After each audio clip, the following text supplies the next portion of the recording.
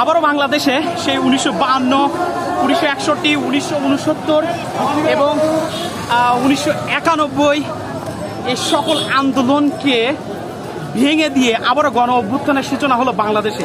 আর সেই গণ অভ্যুত্থানের সূচনা করলেন বাংলাদেশের ছাত্ররা।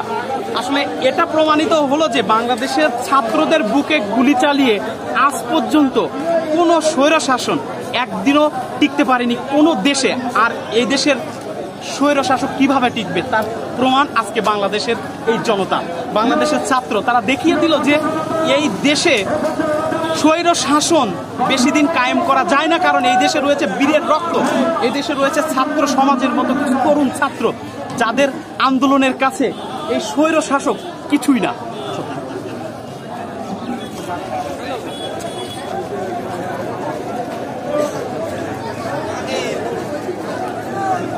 ছাত্রদের আজকে আনন্দের দিন এবং ছাত্রদের অনেক কষ্ট, সেই কষ্ট কিন্তু আজকে সফল হয়েছে। আমরা দেখতে পাচ্ছি ছাত্রদের সাথে সব ধরনের জনতা নেমে আসছে।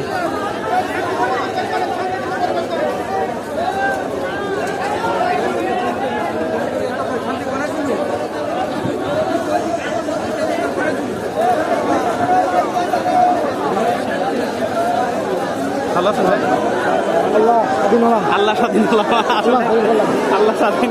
আসলে এই কৃতিত্ব কাদের দিচ্ছেন বলেন? এই ছাত্রদের। ধন্যবাদ। এই যে ছাত্র আসছে, অবদান নাই। না না, এখানে স্বীকার করতে হবে আমাদের কোনো অবদান নাই, ছাত্রদের অবদান। ছাত্রদের আসলে ছাত্রদের মাটিতে লোক হয়েছে বেলা, প্রচুর ভিড়, প্রচুর ছাত্র জনতা এবং সর্বশ্রেণীর মানুষ আজকে পথে নেমেছে, রাজপথে নেমেছে।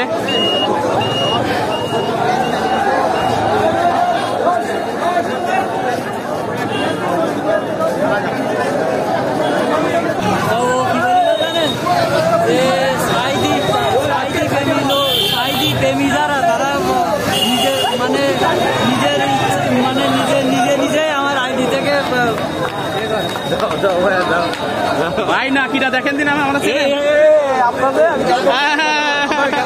আবার দেখা যাবে।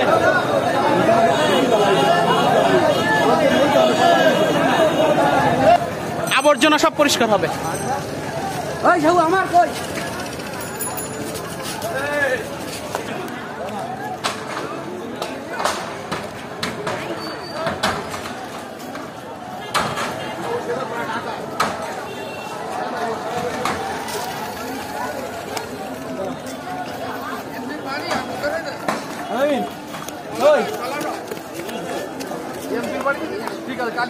সন্তান বলিছে